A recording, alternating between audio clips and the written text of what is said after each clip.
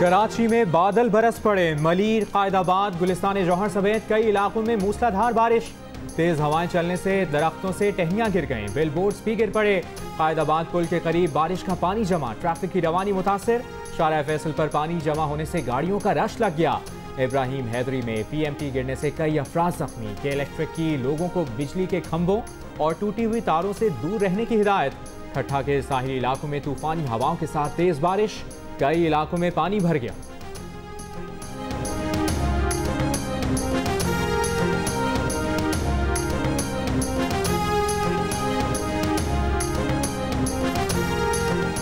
वज़ीर-ए-आज़म की हिदायत पर पंजाब हुकूमत का ज़ख़ीरा अंदोज़ों के खिलाफ क्रैक डाउन। ज़ख़ीरा की गई 16,000 टन चीनी बरामद कर ली गई। चीनी की मालियत में 1.1 अरब रुपए से जायद है।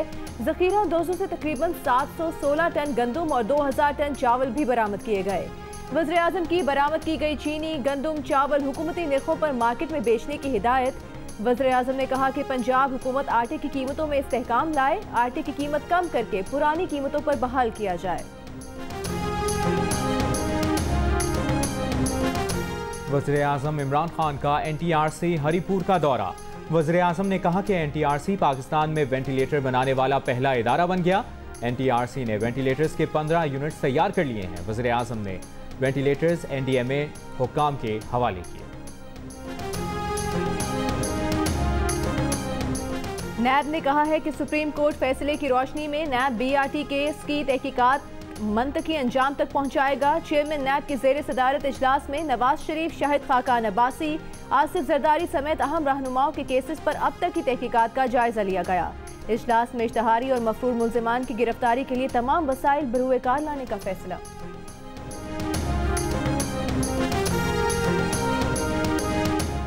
वज़ीर-ए-आज़म के मुआवने खुसूसी बराए सेहत डॉक्टर ज़फ़र मिर्ज़ा भी कोरोना में मुब्तला।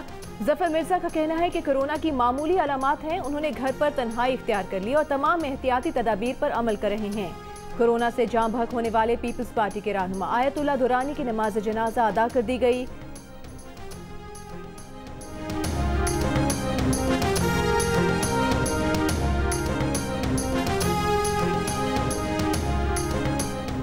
लाहौर के 6 इलाकों में कोरोना मरीज ज्यादा होने पर लॉकडाउन की तजवीज़। DHA, बाबरा टाउन, जौहर टाउन, चुंगी अमरसदू, सुंदर की निजी हाउसिंग सोसाइटी शामिल।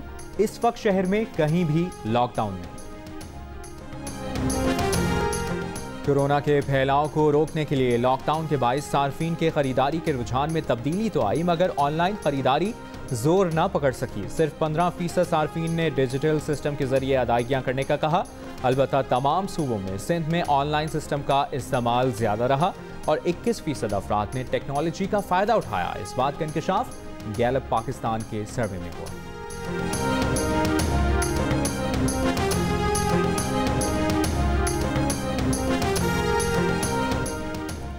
पेशावर और कोयटा हाई कोर्ट बार ने भी मुल्क के सबसे बड़े वकला के इदारे पाकिस्तान बार काउंसिल के इस मुतालबे की तायद की है कि जंग और जियो के editor in chief Mir Shakeel उर रहमान को रिहा किया जाए और उनकी मुसलसल गिरफ्तारी को मीडिया की आज़ादी पर हमला कहा है।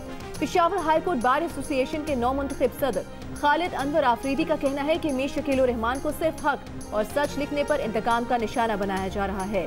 Chairman Balochistan bar council human rights committee Rahib Khan Buledi advocate का कहना है कि हुकूमत इंतकामी कार्रवाई करके जंग जियो को खामोश कराना चाहती है। कोयटा बार एसोसिएशन के सदर आसिफ रेखी का कहना है कि जियो न्यूज के editor in chief Mir Shakeel उर रहमान को मुसलसल हिरासत में रखना सरासर ज्यादती और जुल्म है। गुज़श्ता रोज पाकिस्तान बार काउंसिल की एग्जीक्यूटिव कमेटी के आजम नज़ीर तारड़ एडवोकेट की ज़ेर सदारत इजलास में जंग और जियो के editor in chief Mir Shakeel उर रहमान की गिरफ्तारी की मजम्मत की करारदाद मंजूर की गई। करारदाद में कहा गया कि मीर शकील उर रहमान की 34 साल पुराने मशकूक मुकदमे में गिरफ्तारी बदनीयती पर मबनी है। वकला बरादरी का सहाफ़ी बरादरी से यकजहती का इजहार किया गया। मीर शकील उर रहमान के मुकदमे की समाअत पर vice chairman Pakistan bar Abid Saqi और member executive committee Tahir Nasrullah Waraich अदालत जाएंगे। एग्जीक्यूटिव कमेटी के इजलास में सदर supreme court bar Syed Kalbe Hasan, Ahsan Bhoon advocate, Akhtar Hussain और दीगर ने भी शिरकत की।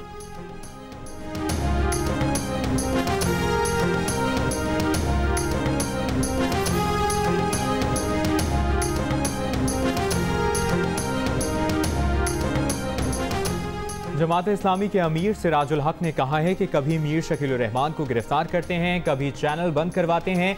इससे मसला हल नहीं होगा। ये तो आईने हैं। इन आईनों को तोड़ने के बजाय अपने चेहरे के दाग को साफ करें, अपने किरदार को ठीक बना लें।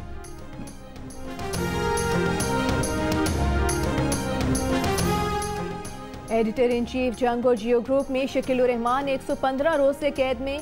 मीर शकील रहमान की गिरफ्तारी, रोजनामा जंग, द न्यूज़ और जियो टीवी बंद करने की कोशिशों के खिलाफ मुख्तलिफ शहरों में एहतजाज।